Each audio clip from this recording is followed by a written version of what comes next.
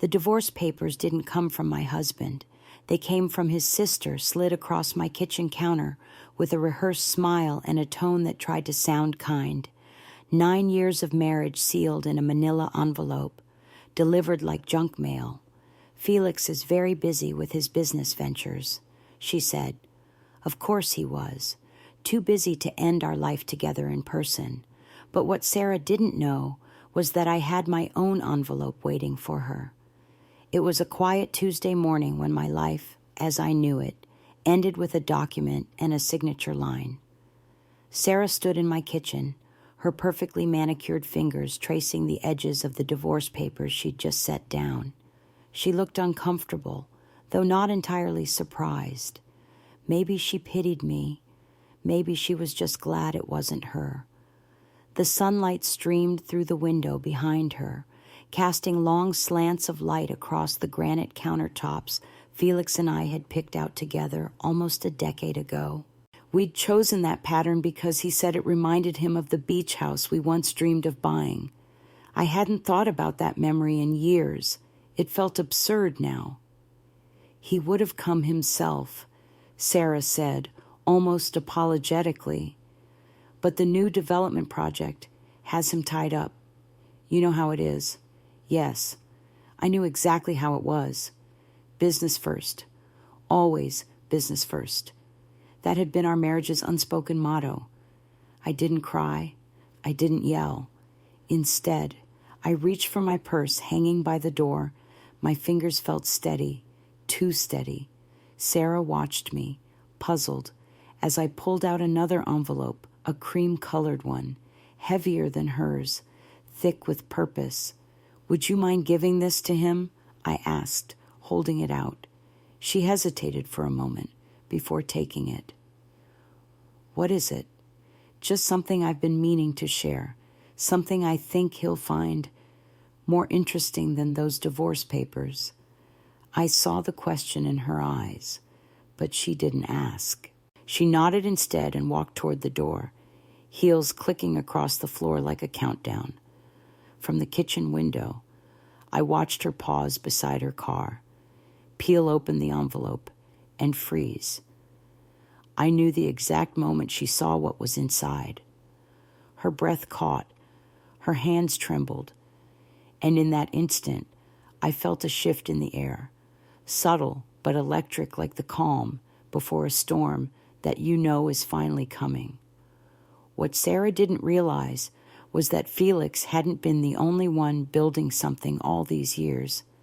While he poured his energy into real estate deals and secret accounts, I had been building something too, a quiet resolve, a trail of evidence, a plan. For months, I'd stayed silent, patient.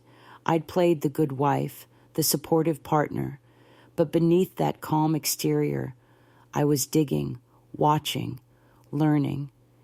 He thought he was ending this marriage on his terms, but he had no idea what was coming, because I wasn't just going to walk away. I was going to make sure he never forgot who he underestimated. After Sarah left, I stood there in my kitchen surrounded by the echoes of a life that was no longer mine. Everything felt heavier, sharper. Even the silence had a kind of weight to it. I could still hear the click of her heels on the walkway, the crinkle of the envelope as she opened it outside, and I could still see the moment when realization struck her, when everything she thought she knew about her brother and me shattered. I sat down at the table, next to the untouched divorce papers. There was a time when I would have been devastated by something like this, maybe even begged him to reconsider. But that woman, the one who used to tiptoe around his moods and put his dreams ahead of her own, she didn't live here anymore. I had buried her piece by piece over the last 3 months. It all started with Claire. Claire had only been with the gallery for a few months. Young, earnest, always a little nervous when she spoke, but sharp. She came into my office one morning clutching a folder, her brows furrowed. I think I might have messed something up, she'd said. These numbers from the Anderson sale don't match the gallery's ledger. Back then, I waved it off. Felix handles the finances. I told her, you probably just missed something. But she hadn't. She was right. I checked the records myself later that evening. Something didn't sit right. The figures didn't match by thousands. And that's when I started paying attention. It became a game of quiet observation. I began cross-checking invoices, studying purchase orders, tracking down collector names. Patterns emerged. Names that popped up again and again, despite no known reputation in the art world. Payments routed through obscure channels. And then, something even stranger, artwork that appeared in a show, only to disappear weeks later and be replaced by a similar piece under a different title, different artist name. It didn't take long to realize Felix was forging provenance documents. He was using my name, my professional credibility, to authenticate these pieces. I had unknowingly been validating art that was never real. I felt sick when the truth finally sank in. But I didn't confront him. Not yet. Instead, I gathered proof, bank statements, photos, emails, and surveillance footage that David, our head of security and my oldest friend, helped me retrieve, unknowingly at first. He'd once mentioned that the cameras went dark during special showings. That was another thread I pulled, and it led me deeper than I ever imagined. Felix was laundering money. He wasn't just cheating on our marriage vows, he was cheating the art world, our clients, our staff, and me. I told no one at first, not even David, not Claire, certainly not Sarah. I just watched, collected, waited, and while he flew around the country meeting with investors, I crafted my own strategy, one built not on revenge but on exposure. I didn't want to destroy him. I just wanted the truth to be undeniable. When Sarah opened that envelope, she didn't just find receipts and ledgers. She found something else, a copy of a signed agreement hidden in our safe, naming me as co-owner of the gallery, dated back to our second year of marriage. He must have forgotten about it, or assumed I had. She found photographs of Felix and a man named Victor Taylor, the so-called collector who purchased over $3 million worth of art in the last year, except Victor didn't exist. He was a ghost Felix invented. His face blurred in every photo was one of the gallery interns Felix paid to play the role, and there was more.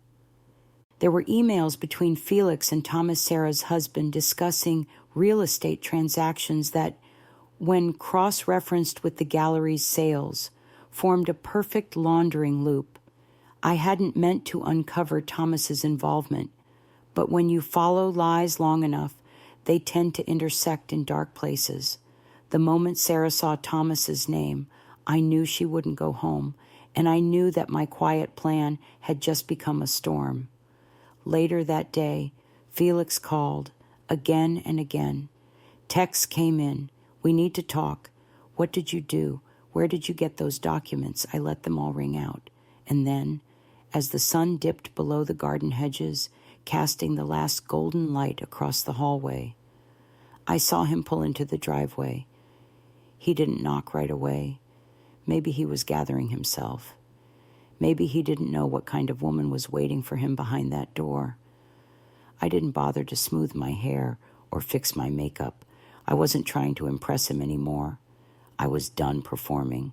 When I opened the door, he stood there in a charcoal suit, jaw tight, shoulders stiff.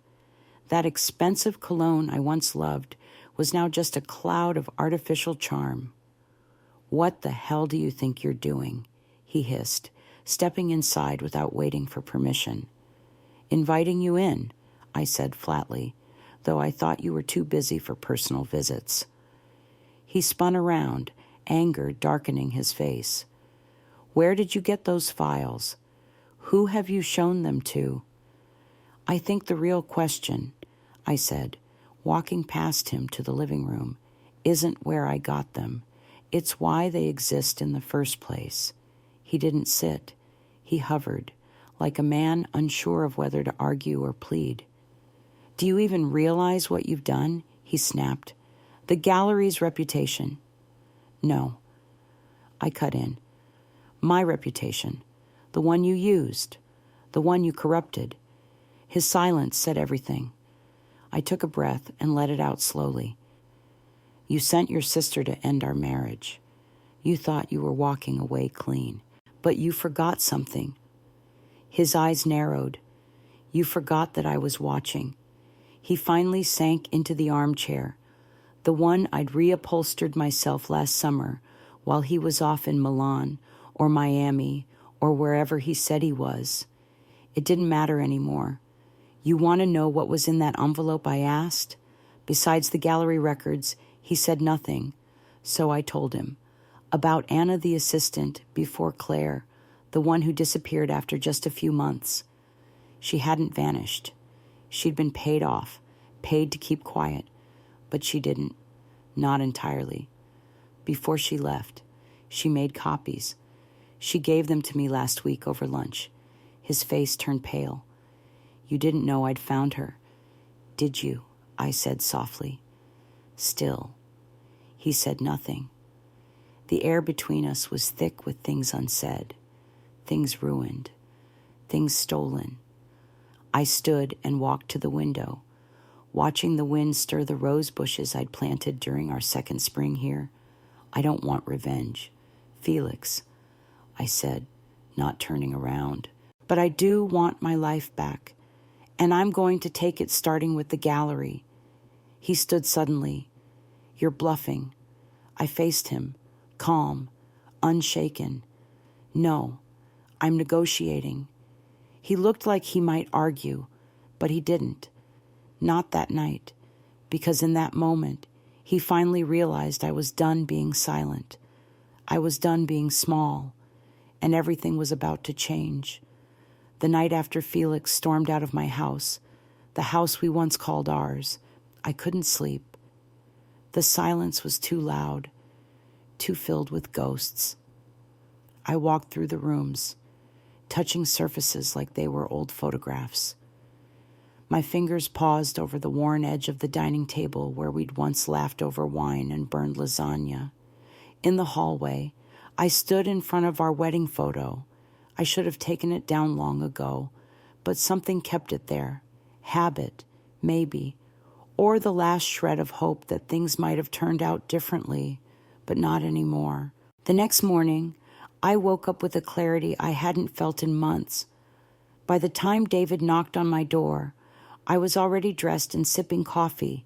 He looked tired, his security uniform rumpled, his eyes holding questions he hadn't yet asked. "I just got fired," he said as he stepped inside. I wasn't surprised. "Felix." He nodded, said it was time to restructure, right after I asked about the storage room security footage. "Perfect timing," I said with a sad smile. "You ready to help me tear it all down?" He let out a low whistle. "Ashley, whatever you're planning, I'm in." We spent the morning reviewing what I'd gathered, the forged authentications, the dummy shell companies, the offshore account statements. David helped me identify blind spots, times when gallery cameras mysteriously cut off during certain showings, and which staff members Felix kept isolated from key operations. Then I showed him the final file. It wasn't just about Felix. It was about Thomas Sarah's husband. David stared at the screen, brow furrowing as he read through email chains between Felix and Thomas, discussing discrete real estate vehicles, liquid capital, and a shared interest in property art investments. "Jesus," he muttered. "You gonna tell her I already did?" I said softly. "That envelope I gave her yesterday, it had everything." Damn. He didn't say more. He didn't need to. By lunchtime, Sarah called. "I'm outside," she said, her voice raw. I brought an overnight bag. I couldn't stay in that house. When she walked in, she looked like someone who'd aged 10 years overnight. She dropped her bag by the door and went straight to the kitchen. Poured herself a glass of wine. Didn't even ask. She didn't need to. "I'm sorry," she said after a long silence. "You didn't know." I replied, "I didn't want to know." That was the difference. That night, we sat in my living room, surrounded by documents, laptops, and the dim glow of a single floor lamp. Sarah sifted through the evidence with the sharpness of someone who'd just realized she'd been living a lie. "This is disgusting," she muttered, holding up a statement from a company supposedly based in the Bahamas, completely fake. Of course. He used my name as a reference on this twice. I nodded. "You were listed as a verifier for 2 property transfers. He never even asked you, did he?" "No," she whispered. Then, almost angrily, "No. God, I thought I was smart. I am smart. How the hell did I not see this?" I put a hand on hers. We both missed it, because we trusted them. She looked at me then, her eyes glistening. "What are you going to do with all this?" My response came out steady, certain. "I'm going to take the gallery, and then I'm going to burn the rest of it down legally." She blinked. "You think he'll just give it to you?" "He'll have no choice," I said, standing up and walking over to the table where I'd placed a USB drive. "Because if he doesn't, the FBI will have more than enough to bury him." Sarah stood too. "Then let me help." The next morning, I met Felix at the gallery. He tried to act composed, but his skin was gray with sleeplessness. Beside him stood his attorney, a polished man in his 50s with eyes like stone. We sat across from each other in his glass-walled office, the very space I'd once helped him decorate with abstract prints and soft lighting to make clients feel inspired. He handed me a revised agreement. I handed him the USB drive. He didn't even plug it in, just stared at it like it was a live grenade. "You win," he muttered. "You always did know how to pick your moment." "This isn't about winning," I said quietly. "This is about truth and integrity. Things you traded in a long time ago." I slid the agreement back toward him. "Here's what I want. Full ownership of the gallery, access to all documentation, a clean break, no contests, no smear campaigns, and you walk away." He didn't even argue. His lawyer simply said, "We'll need 48 hours. You have 24, and then I left. That afternoon, I returned to the gallery not as Felix's wife, not as a silent partner, but as the new owner. Claire greeted me with wide eyes and a shaky smile. Are we okay?" she asked. "We're going to be better than okay," I said. "I need a full audit of every piece currently on display. We're cleaning house." She nodded, her eyes welling up. Finally. Over the next 72 hours, we tore through records, cross-referenced sales, called back pieces for re-authentication. I spent hours contacting buyers, informing them of possible irregularities. Some were angry, some understanding, all of them grateful that someone was finally telling the truth. By Friday, Felix had signed everything. He was gone, just like that. 9 years undone by one choice and an avalanche of lies. That night, Sarah and I sat on the gallery floor, surrounded by candles and old wine bottles. The space was empty, no art on the walls, no guests, just echoes and truth. She turned to me, eyes glassy. "I used to think you had the perfect life." I let out a short laugh. So did I. "What are you going to do now?" I thought about it for a long moment. "I'm going to rebuild," I said. "But this time, I'm building it right, and I'm starting with myself." She nodded slowly. "Then so will I." We clinked our glasses together, toasting not to revenge or ruin, but to clarity, to rising, to choosing ourselves. Because in the end, what mattered most wasn't what Felix had done. It was how we responded, and we were done staying silent. After Felix signed over the gallery, there was no celebration, no relief, not really, just silence, thick, echoing silence. It followed me through the halls, seeped into the walls, settled in the spaces where his lies had once lived. For the first few days, I barely left the office. Claire brought me coffee, God bless her, and the staff quietly avoided eye contact like they weren't sure whether to congratulate me or mourn what we'd all just lost. I wasn't sure either, because yes, the gallery was mine now, but it felt tainted, like a house that had survived a fire. The walls still stood, but the smell of smoke clung to everything. And then David knocked.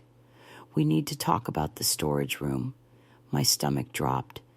Felix's storage room, the only space in the building I'd never seen the inside of, the one with its own security system, separate locks, and a long-standing do not enter policy.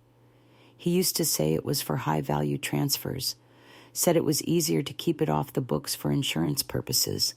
I'd believed him. David didn't say much as we walked down the back stairwell. The hallway smelled of old plaster and lemon polish.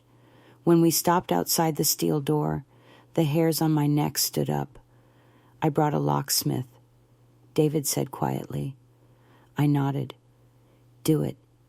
It took 15 minutes and a few curses, but the lock finally gave way.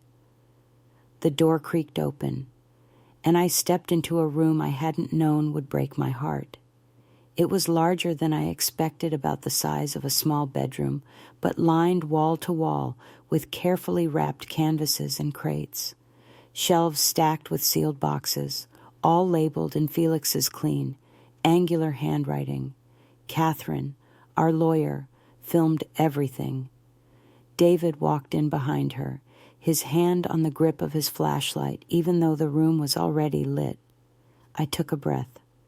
Then I peeled the wrap off the first painting and nearly dropped it. It was real, a genuine Rothstein, the original. But we'd already sold this piece 2 years ago to a collector in Atlanta. That one was clearly a forgery. We moved quickly after that. Piece by piece, we cataloged every item.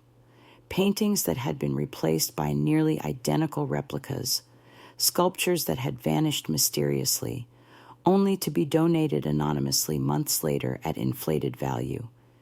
He'd kept the real ones here, like trophies. But it wasn't just greed, it was arrogance. Felix thought he was smarter than everyone else, and for a long time, he was, until now. Claire burst into the room an hour later, breathless. "There's an FBI agent upstairs. Says someone sent a tip." Catherine raised an eyebrow. "Wasn't you?" I shook my head. "No, but I have a guess." We found out later it had been Anna. She'd watched the news, saw the quiet little headline about Felix stepping down from the gallery, and knew the time had come. Her email to the FBI included everything she hadn't been able to carry alone.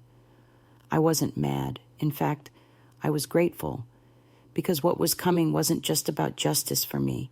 It was about everyone who'd ever been silenced. Agent Marcus Reed from the FBI's Art Crimes Division was surprisingly kind, soft-spoken, patient, and when he saw what was in that basement, he just let out a slow whistle. "You know this changes everything." "Right," I figured. I said, "We spent hours reviewing the inventory." He had a notebook, but I could tell he was recording every detail mentally. When we sat down in my office, he leaned forward and said, "You're not obligated to turn this over. You could walk away. Let us handle it. Start fresh." I stared at the file on my desk, then at the walls lined with years of curated pieces, some real, some now questionable, And then I looked at my reflection in the glass. I need to see this through. He nodded. Later that afternoon, Sarah came back. She had a bag slung over her shoulder and a look on her face I hadn't seen before, calm but carved out of stone. I confronted Thomas, she said without preamble. I didn't speak, just waited. He tried to lie. Said it was just a few favors. I told him I had the documents, the emails, everything, and he's calling his lawyer. Says he wants to cooperate. I nodded. That's good. But her expression didn't soften. He knew, Ashley, about everything, and he let Felix use me, my name, my trust. I didn't say, I'm sorry, because sorry was hollow now. I told him to leave. She said instead, so, can I stay here a while? I walked over and hugged her, tight, for as long as you need. That night, I pulled something out I hadn't touched in years, my camera. It felt strange in my hands, familiar, but dusty, like an old friend I'd once forgotten how to call. I took it upstairs to the studio, my studio, and stood in the doorway for a long time. Dust coated the shelves. Sketches were curled at the edges. My darkroom supplies were tucked into the corner where Felix once said they were too bulky for a shared space. That space had never been shared. It had been his. Everything had been his, but not anymore. I pulled the cloth off my favorite piece, the one that started it all, a photograph of an abandoned factory window, fractured but glowing with sunset. He used to say it was beautiful because it showed how broken things still shine. Funny how wrong he was. They don't shine because they're broken. They shine when you stop pretending they're whole.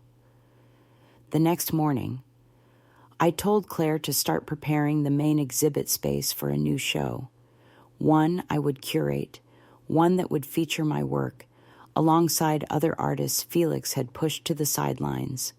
I want every piece authenticated. I said, every signature verified, no exceptions. She grinned. Yes, ma'am. 2 days later, I got an email from the New York Times. They wanted an exclusive. Apparently, word had spread.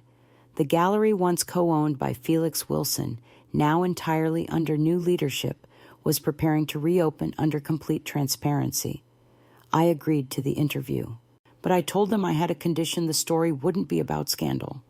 It would be about truth, about art, about what happens when a woman refuses to be silent. 3 weeks after we opened, a woman came to see me. Her name was Rebecca Wilson, Felix's first wife. I hadn't known she existed. He'd mentioned her once, briefly, called it a young mistake. But the woman who stood before me wasn't a mistake. She was a survivor.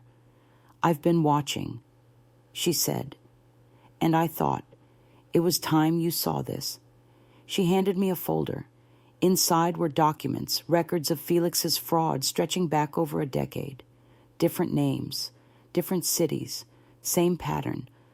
I ran, she said softly. You didn't. I almost did. I admitted. But you didn't. We sat together for a while after that, 2 women who once loved the same man, 2 women who had chosen different paths and still found each other on the other side of a lie. That night, as I walked through the gallery, the lights cast soft shadows across the floor. My new exhibition was nearly ready. Photos lined the walls, windows, reflections, empty rooms where light still found a way in. Each one was a piece of my truth, and for the first time in years, I wasn't curating someone else's vision. I was reclaiming my own. The morning of my first exhibition in nearly a decade, I woke before sunrise. The house was still. Sarah was asleep in the guest room. The smell of fresh paint from the gallery clung faintly to my clothes. My stomach churned with a mix of nerves and something I hadn't felt in years, excitement. I stood in the kitchen, sipping coffee, listening to the wind press gently against the windows, the calm before everything shifted again. This wasn't just another gallery opening. This was mine, my voice, my vision, my truth. It had taken 9 years, 3 months of investigation, and the collapse of a marriage. But I was here. And for the first time in a very long time, I wasn't hiding behind someone else's name. By 8 a.m., I was in the main gallery space, adjusting lighting, double-checking the placements. My photograph, the one that had once captivated Felix, hung at the center of the main wall. But it wasn't alone. I'd created an entire series around it, the same factory window, captured in different seasons, times of day, conditions of light. Each one reflected transformation, sunlight bouncing off cracked panes, ivy creeping up the rusted frame, snowfall blurring the glass with soft white defiance. To me, it was more than a window. It was a metaphor. For me, for every woman who had been overlooked, underestimated, or used, and who chose to rise anyway. Claire brought in fresh flowers for the reception table. Marcus Reed from the FBI sent word he'd be attending quietly, not as an agent, but as someone who believed in second chapters. David arrived mid-morning, freshly shaven, in a dark blazer over his security uniform, walking tall like a man with nothing left to prove. Even Anna flew in from Seattle.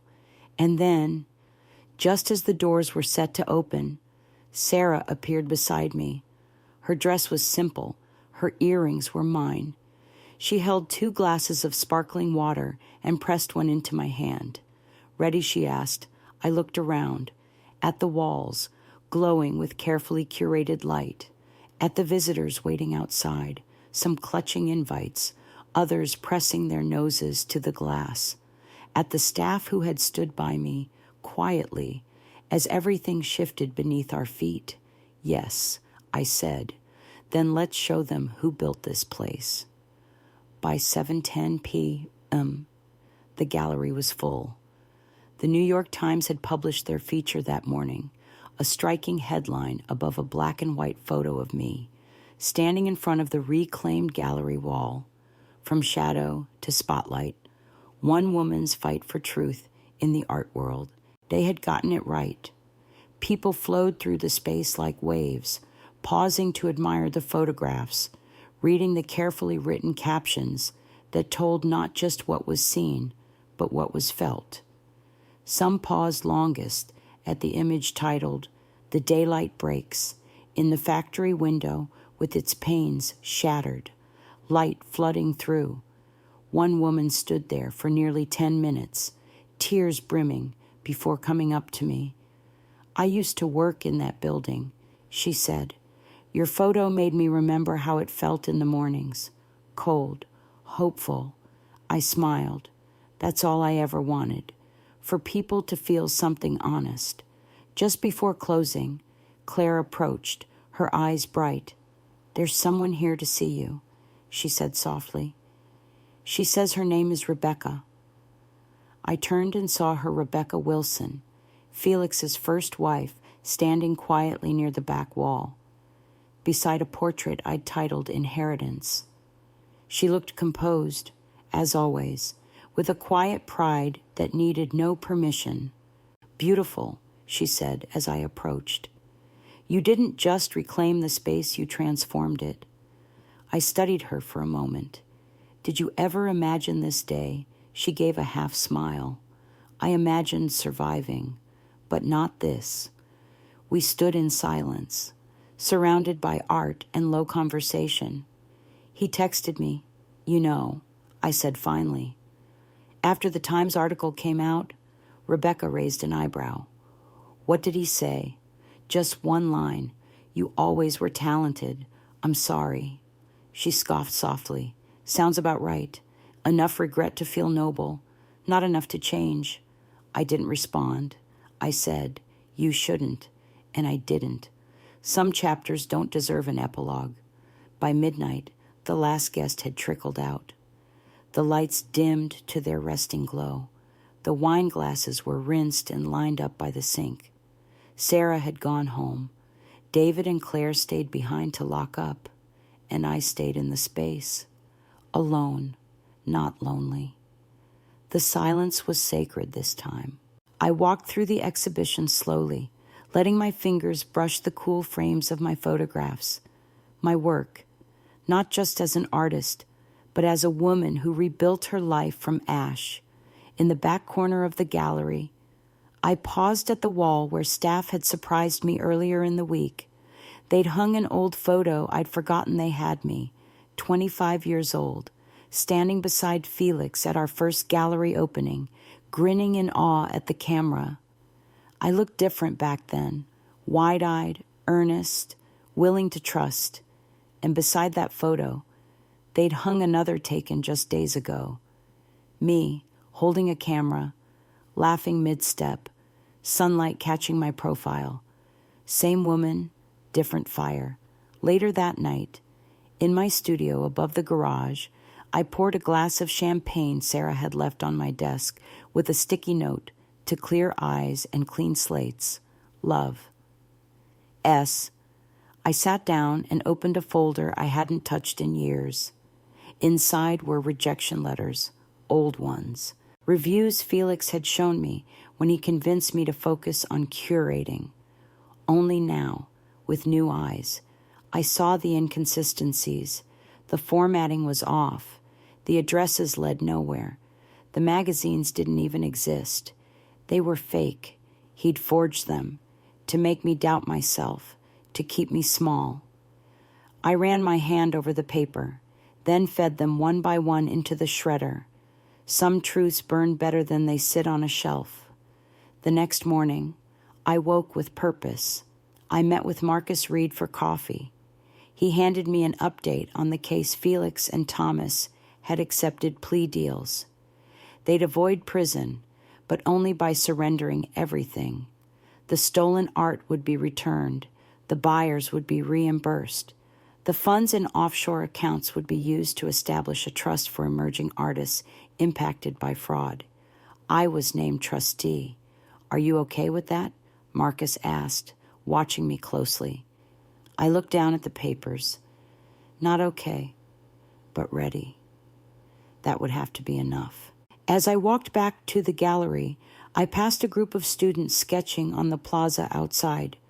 One of them recognized me from the Times article and asked if she could photograph the exhibition. I said yes.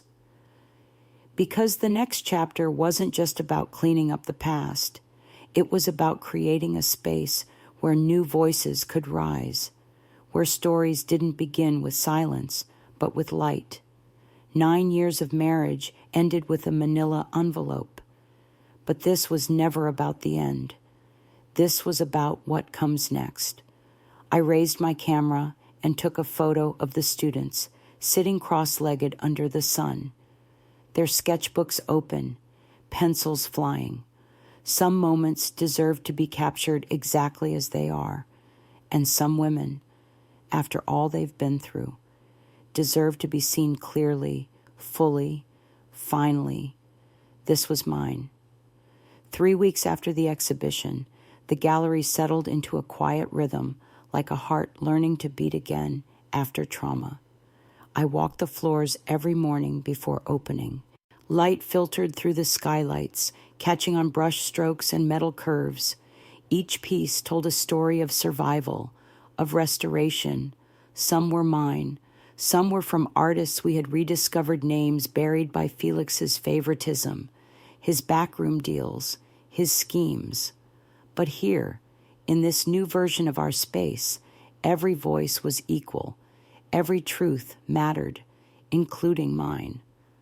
I spent most afternoons in my studio above the garage, the place I'd once abandoned without even realizing it. I would sit with a warm mug of tea, an old lens in one hand and a sketch pad in the other, and just breathe. For the first time in years, I was creating without fear, not for validation, not for money, just for the sheer, aching joy of it.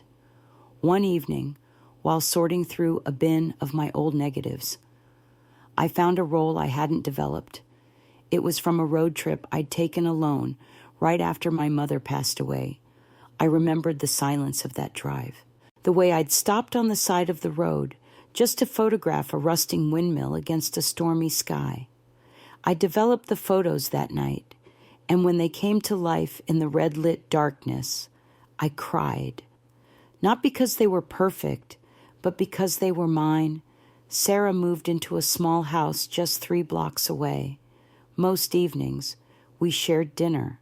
She was different now, softer around the edges, yet stronger in her convictions. One night, over soup and wine, she said, "I've started writing again." I blinked in surprise. "You used to write," she nodded. "Short stories, fiction." I stopped after Thomas told me it was a waste of time. I reached across the table, squeezing her hand. "It was never a waste. You're not a waste." Tears welled in her eyes. "Neither were you."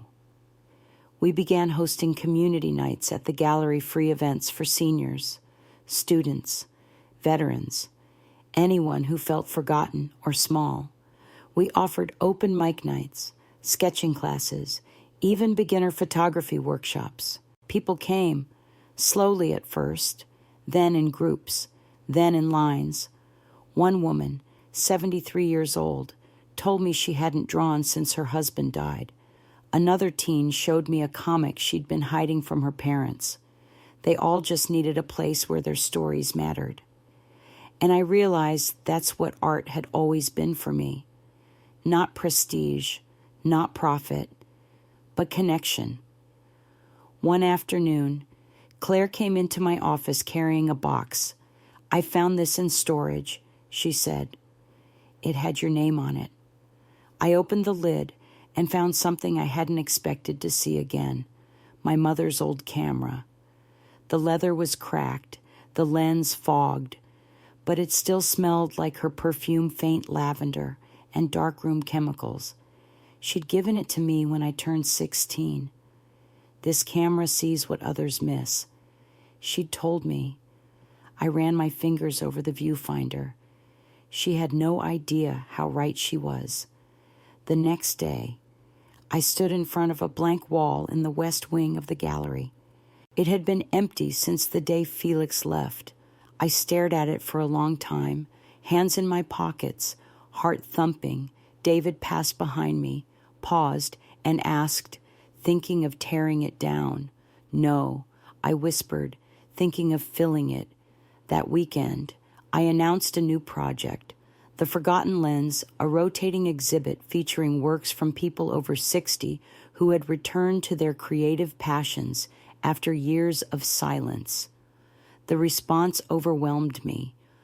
We received submissions from across the country: quilts, oil paintings, Polaroids, poetry scrawled in trembling handwriting. Every package came with a letter. I never thought anyone would care about this. My children said I was too old to dream. I haven't shown this to anyone since 1985. I spent hours reading those letters, holding those pieces like they were sacred artifacts, because they were. On opening night, the gallery was filled with stories, not just on the walls, but in the air.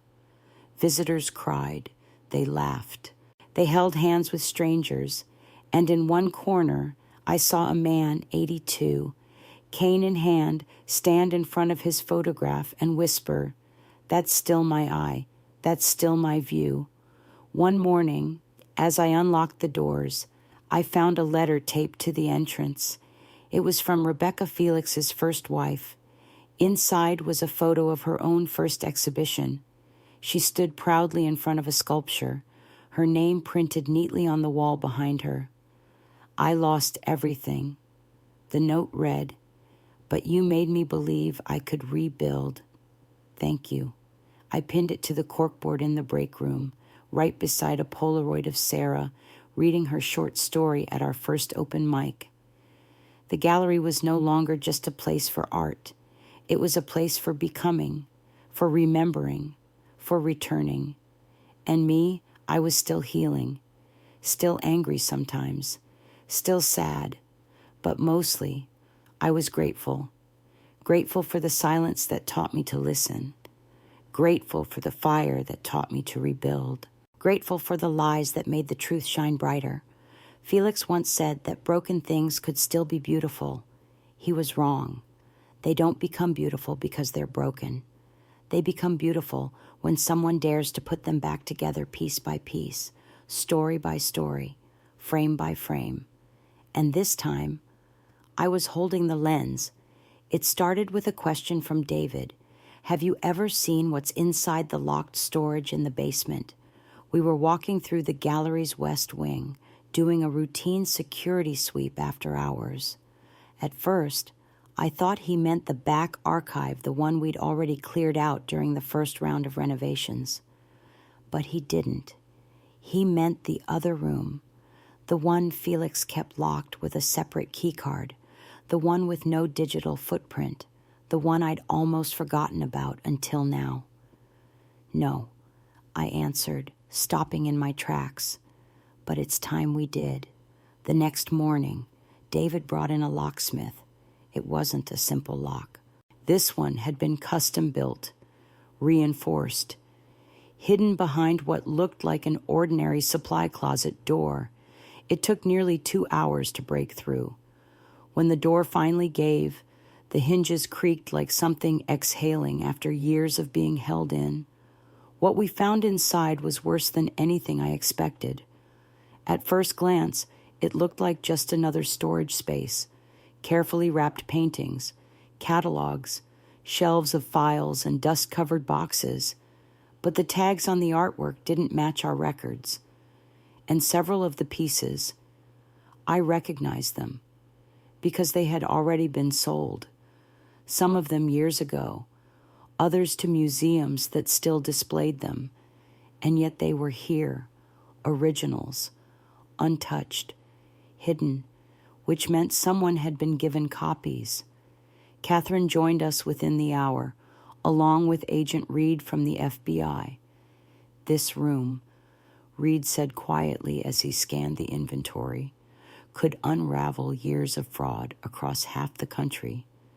But it wasn't just the artwork. In the far corner sat a metal cabinet with a small blinking light. A backup drive, David said, crouching to examine it. Independent security feed, completely separate system. When he pulled the files, my heart stopped. It was all there. Every deal, every forged certificate. Footage from private viewings where Felix swapped originals for near-perfect replicas. Conversations caught on audio between him and shady collectors. Even whispered threats to staff who dared to ask questions. He'd recorded everything, like he didn't believe he'd ever be caught, like he thought the gallery was untouchable, like he thought I would never find it. I didn't cry. I didn't scream. But I did feel something shift in me, something final. I had spent months peeling back layers of deceit, thinking I'd already uncovered the worst. But this was rot at the root, not just betrayal, deliberate destruction. And the worst part, he'd used my name to legitimize every lie. Later that evening, I sat in my office, staring at the footage. The screen glowed with time-stamped proof of everything he'd denied, every piece he'd touched, every person he'd manipulated. Sarah came in and stood silently beside me. "How much more is there?" she asked. "Enough to bury him, and a few others with him." She nodded slowly, her arms crossed over her chest. "And what are you going to do with it?" I didn't answer right away, because part of me wanted to burn it all, to close the file, walk away, and finally live without Felix's shadow chasing my heels. But another part, the stronger part, knew better. "It's not just about him anymore," I said. It's about the people who bought fakes, the artists whose reputations were destroyed, the institutions that trusted us. She nodded. I'm calling Agent Reed tomorrow. That night, I couldn't sleep. I walked through the gallery in the dark, barefoot, listening to the creak of the old floors, the whisper of the wind through the skylights. Every painting on the wall was real. Every piece was verified. It was everything we had worked for. But it wouldn't matter, not really, if the truth stayed hidden in a basement vault. I stopped in front of my own photograph, the factory window, fractured and glowing, and placed my palm against the frame. You gave him the benefit of the doubt, I whispered to myself. Now give the world the truth. By noon the next day, Agent Reed had a copy of everything. He called it the most complete fraud archive he'd ever seen. Charges were being expanded, names added to subpoenas, museums contacted, private collectors warned. Some tried to deny it. Others quietly requested full refunds. And through it all, the gallery remained open, because we had nothing to hide, not anymore. When the press came calling, I issued a statement. The Wilson Gallery is committed to transparency, accountability, and healing. Though its past is marked with deception, its future is built on truth. We will cooperate with all investigations and continue to support the artists and institutions impacted by these crimes. Art should never be a mask for fraud, but a mirror of truth. That is the legacy we intend to leave. It ran on the front page of the art section, and beneath it was a photograph of me, not the young woman who once smiled beside a man in a tailored suit, but the woman who stood alone, steady, certain, whole.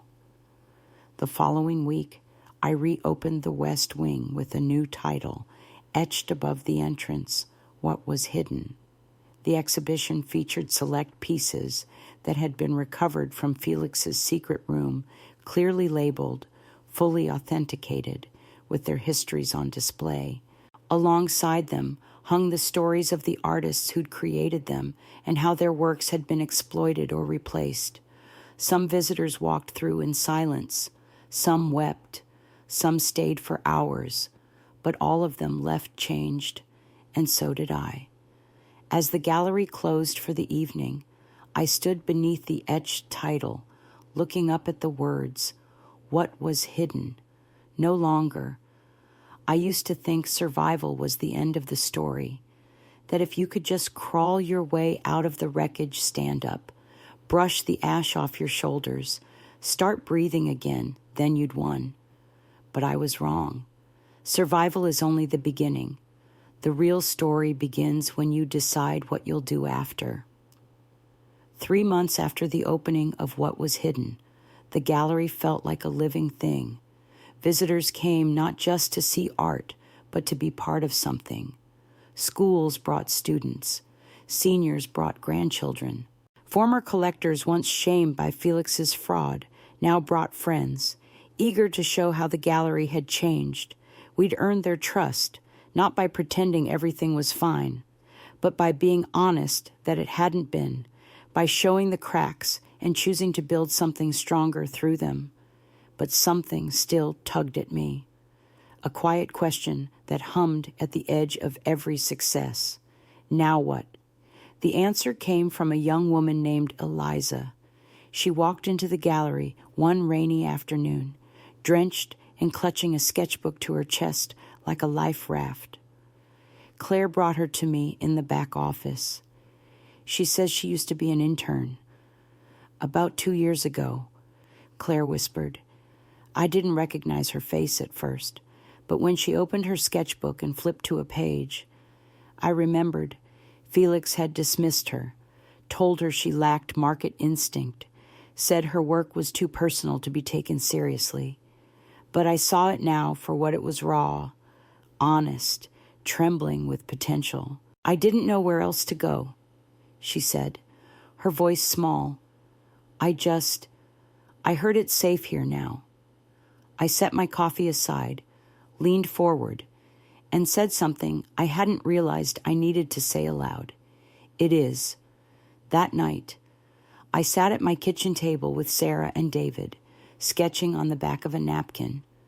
What if, I said, we started a mentorship program? Sarah raised an eyebrow. Like internships, no, I said firmly, like lifelines. For artists who've been pushed aside, forgotten, shamed, anyone who has something to say but never had someone to listen. David nodded slowly. And you'd run it, yes, and fund it, through the restitution account we established with the FBI. It's only fair the money Felix stole goes toward creating what he tried to destroy. Sarah looked down at my sketch, then back at me. That's not just rebuilding, Ash. That's revolution. We called it the Clear Lens Initiative. We offered one-year mentorships with studio access, monthly stipends, materials, exhibitions, and most importantly, support. Not just critique, but care. We launched quietly, no press, no fanfare, just one email to our mailing list. By the end of the first week, we had over 400 applications. The first cohort changed my life more than I changed theirs. There was Nina, a 65-year-old sculptor who hadn't created in 20 years since her arthritis diagnosis until we adapted tools for her. There was Raphael, who lost his father to addiction and poured his grief into charcoal portraits that felt like prayer. There was Leah, a single mother who took photos of abandoned playgrounds between grocery shifts and daycare pickups. Each of them taught me something about resilience I hadn't yet found in myself. And one day, while helping Raphael mount a piece for his first solo show, I heard myself say it aloud. I think I needed this more than you. He smiled. That's how you know it's real. And then, one evening, just as I was locking up, I got a call from Claire. Mrs. Peterson passed away, she said quietly. Her daughter called the gallery, said she left something for you. Mrs. Peterson, my elderly neighbor. She used to walk her golden retriever past the gallery every morning. We never spoke more than a wave or a weather comment, but apparently she'd been watching. Her daughter came the next day, carrying a shoebox wrapped in tissue. She said she always saw your lights on late. She told me, eyes glassy. Said she wished she'd been brave enough to come inside. Inside the box were dozens of watercolor sketches, gentle, wistful, full of longing. She painted these, her daughter said, in secret, every night after Dad passed. My throat tightened. At the very bottom was a folded note. Ashley, thank you for proving that it's never too late to be seen. I cried that night, not just for her, but for everyone like her. For every artist who thought their voice didn't matter. For every woman who gave up her studio for a nursery. For every man told to get a real job.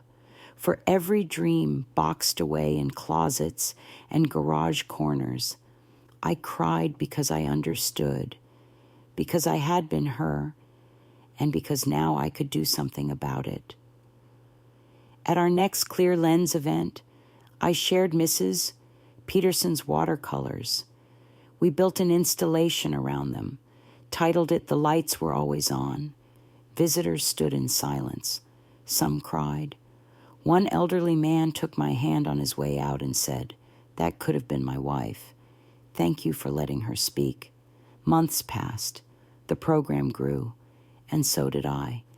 Not upward, not outward, but deeper. I was no longer just a gallery owner, or an ex-wife, or a survivor of betrayal. I was a witness, a vessel, a mirror, and maybe, just maybe, a lighthouse. Then, one afternoon, I received a letter in a soft blue envelope. No return address, just my name in small, familiar handwriting. Inside was a simple note. Thank you for helping me find the pieces I thought I'd lost. I hope you keep creating. Anna. No signature, but I knew. She had been the first thread in Felix's unraveling, the one who left quietly, the one he'd underestimated. And now she had found herself again, because of what we built, because we said enough, because we chose truth. As I turned off the lights that night, walking alone through the gallery, I looked at the walls that once hid fraud and now displayed freedom, and I whispered into the quiet, "We're not done, not even close." I stood alone in the quiet gallery, long after the last guest had gone. The lights were dim, but the walls still glowed with stories, some captured in photographs, some etched in silence. I walked slowly past the final exhibit in the Clear Lens Initiative, a portrait taken by one of our eldest artists. It was raw, unpolished, honest, just like everything I'd come to value. 9 years ago, I was the woman behind the man, the curator behind someone else's vision. I'd given up my voice for stability. I'd dimmed my light to make someone else shine, but not anymore. Now, I am the keeper of truth, a mentor, a builder, a believer in second chances. As I reached the photograph of the shattered window, the one I took all those years ago, I finally understood why I kept returning to that image. It wasn't about what was broken. It was about the light that still poured through. Sometimes, life breaks us in ways we never see coming, through betrayal, loss, silence. But healing doesn't come from pretending it never happened. It comes from facing the cracks and letting the light in anyway. If you've ever felt overlooked, unheard, or underestimated, know this: your voice matters, your story matters, and it's never too late to begin again. If this story moved you, share your thoughts in the comments. Have you ever had to rebuild after being broken? We'd love to hear your journey. And if you believe in the power of second chances and truth-telling, please subscribe for more heartfelt stories that speak to the soul.